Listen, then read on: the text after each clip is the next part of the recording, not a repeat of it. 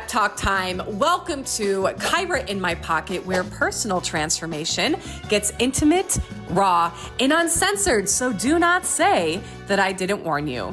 I'm Kacey, founder of Liberate Her, an international best-selling author of Rich Bitch Money Goals, Becoming the Energetic Match to Wealth. I have coached thousands of women around the world using our 9 iconic rich bitch principles to change their lives, their businesses, and their bank accounts. So get ready for unfiltered stories, TMI moments, and the exact mindset and embodiment shifts that have helped me build a multi-7-figure empire. I am here to help you on your path to personal and professional success. So tune in, turn up, and let's fucking go. I got a pocket full of Kyera. Whoa. I couldn't help myself. Let's go. Let's dive in. I have so many things that I want to talk about, but I'm going to start today having a conversation about something I think has been overlooked in the coaching industry, which led to a lot of new coaches not seeing success in starting their coaching business. And so obviously back in 2020, the coaching industry blew up. You had a ton of people that were laid off from their jobs, chose to quit their jobs, and now they're stuck at home and they're witnessing all of these women go from not having a career, not really, doing something that they love, to witnessing other people making money while making an impact.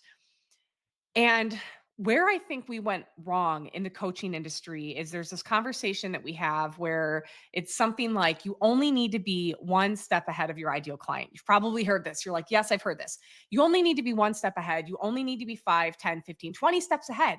But if you're one step ahead, then you can help somebody. And though I agree with that, like if you've done something, you can help someone through it, sure. However, when we get into a coaching business, the business that we're really in is the business of transformation. And so what happened was you had a lot of really well-intentioned women that were like, fuck, I want to make a difference. Are you kidding? I want to get paid making a difference. I want to change somebody's life and get paid for that.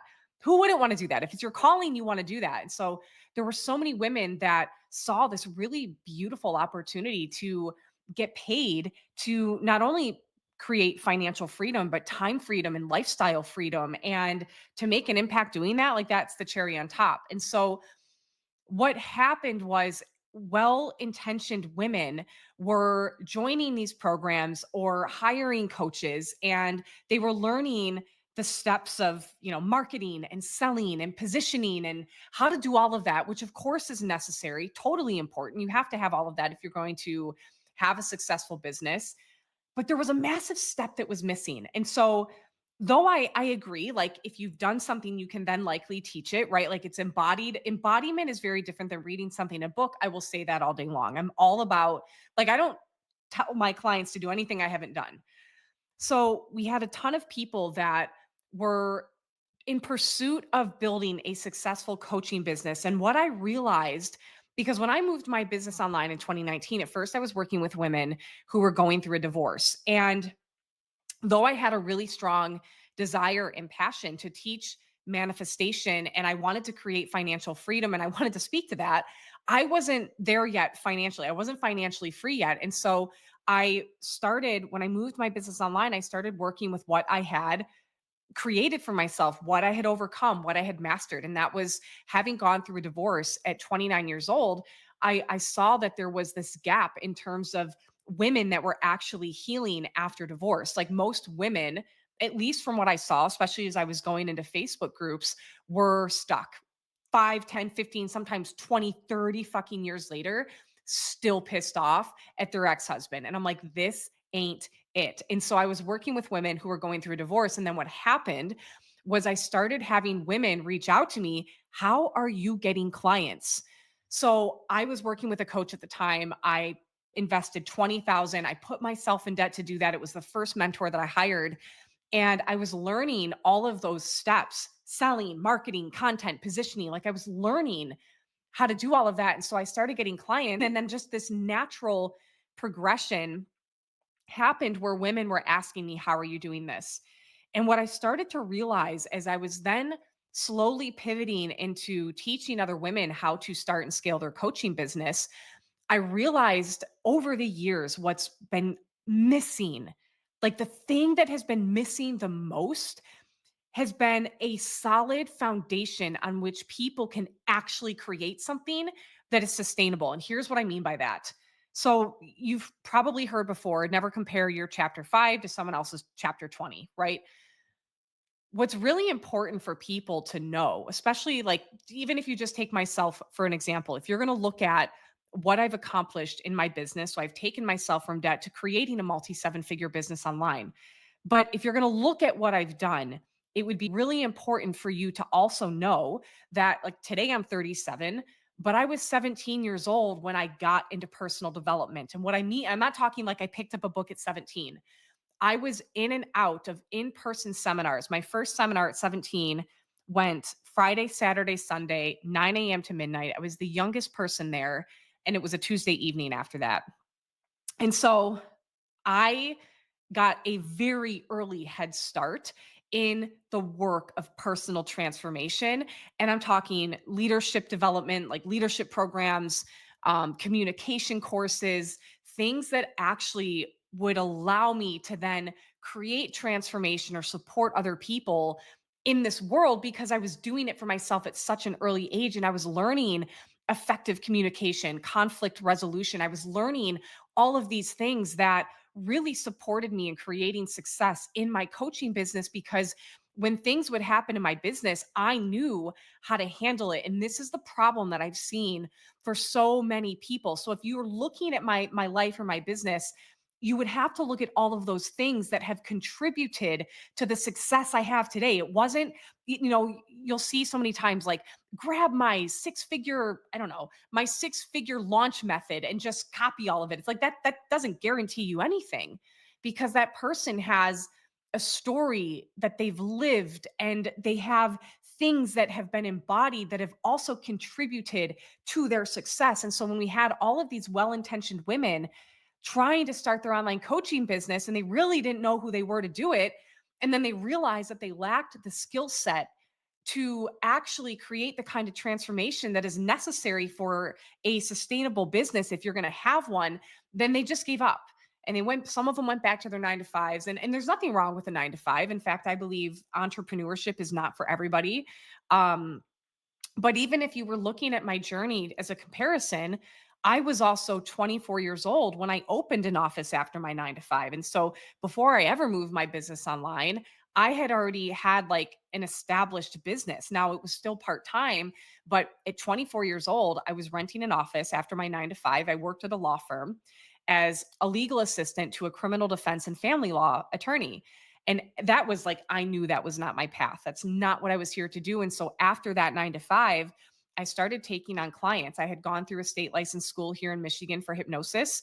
I took a advanced training to be able to work with cancer patients. And because of that, I qualified to advertise in Psychology Today, which is how I was getting my clients. And so I was already, again, at a very early age, 24 years old, I was navigating all of those things like imposter syndrome. My biggest fear was who's going to take a 24-year-old seriously. And the same time, I knew who I was to do the work. So I never questioned my ability. I was just nervous because I had never done it. And so when I moved my business online, you have to remember and understand that I already had a ton of experience behind me, not just in working with clients, but in the work and world of personal transformation. And so this is the thing that I really feel has been missing for so many people.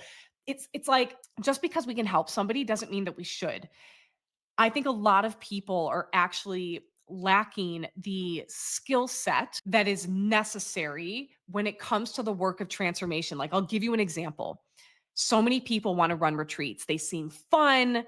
It's be a good time. You'll get paid to, like, I don't know, go to Costa Rica and just have women hanging out. You're on the beach. Maybe you're doing yoga, you're doing meditation, mindfulness, mentorship, whatever that may be. And all of that's great. But what happens when you have a client that has a total fucking breakdown? What happens when shit hits the fan? What happens when you have clients that are crossing boundaries or doing things that go against the terms and conditions or the contract that they signed? Like, you have to know how you're going to handle these things. And I have been in many, numerous, countless situations where if it weren't for the training and the skill set that I've developed over the years, I would have had no clue how to handle it. And so, a lot of times people ask, how are you so confident? It's like, I've been doing this for such a long time. And you have to remember that confidence, just like belief in yourself, is something that's earned. And it's earned when you're doing the things that actually have you feel equipped to handle situations that most people would go, I'm out, or I don't know what to do here. And so when people are building their coaching business or scaling their coaching business, we have to look beyond selling. We have to look beyond marketing. We have to look beyond content positioning. And there has to be a part of you that says, do I have the readiness to cause transformation to someone else? How do I show up behind closed doors? Would I hire me? Right? Like, these are the things that I feel were really overlooked, and not by fault, but because people were just really excited to have a business. And I think when there was this momentum of people who had no skills, they had no experience in actually working with people. And then when they saw other people doing it, they're like, well, if they can do it, I can do it. And fuck yeah, you can. But there's going to be something at some point in time that you experience that's going to challenge you, and you're either going to crumble or you're going to evolve through that. And we have to remember that if we're going to evolve, we can't do that without being challenged. And so when people say you only need to be one step ahead, and listen, again, I'm guilty of having said that before, but I don't think you only need to be one step ahead. I do think you need to be ahead of the person that you're going to help, but I don't think that's the only thing you need to be. I think you actually need to have the emotional intelligence. I think you need to have the mindset. I think you need to have the skill set. I think you need to have leadership skills. You need to be comfortable implementing boundaries. I saw a post from a woman, and she's a coach and she's got clients, and she was complaining because this client canceled like last minute, and she was feeling really resentful. This person wasn't getting back. And I'm like, I commented on it because I'm like, listen, this is a you thing. It's always a you thing. As a business owner, it's always a you thing. Even if you have to go, where could I have done better to have avoided this? Or what can I take responsibility for and then implement so that moving forward, this doesn't happen again? And if you don't have the emotional intelligence and maturity to have that conversation with yourself, to take the R in rich, so rich bitch money goals. Okay, this is my book. Rich bitch is an acronym. These are the principles that we live by. If you take the R in rich, which is responsibility, you have to be willing and have the readiness to take personal responsibility for your life, your business, your success, the way your clients are showing up. And so I looked at that and I was like, listen, this is actually reflecting that you didn't implement the kind of boundaries that would have this not happen. So, for example, if you have a client that signs up for private mentorship and you don't have the structure and the steps or the boundaries around what happens if, let's say, they scheduled a call and they cancel 5 hours before the call, are they able to reschedule that call? Do they lose the call entirely? Like, if you haven't thought about all of these things, then that's the energetic leak in your business. This is why I always say I have two trademarks. Well, I have more than two, but I'm going to highlight two. Your next business strategy is a personal one, and your next wealth strategy is a personal one. Because what I have found in business and what I have found with people who make money and scale is that there's always a personal glass ceiling that is impacting the business or the money that is coming in. And so being one step ahead, to sum this up, is not enough. You need to be more than one step ahead. You have to have the kind of readiness and the kind of integrity that is able to actually not only hold space for transformation, but do something about it. Like, we can hold space and just stand somewhere and be like, I'm holding space for your breakdown. Okay, you're going to hold space, but then how are you going to actually support the creation of a breakthrough? And that is what I have found. Most people don't have the skill set or the readiness. They don't have the tools in their toolbox to be able to grab from so that they know what to actually do. So Now, I'm not saying don't start your coaching business. I'm not trying to discourage you, but what I am saying is it would be a really good idea for you to have a certain level of training and skill set that allows you to create a business that is not only sustainable, but it really truly is impacting lives. And I also find that for the people that have massive imposter syndrome, it could actually be because you don't have those tools that you know at some point you're going to need.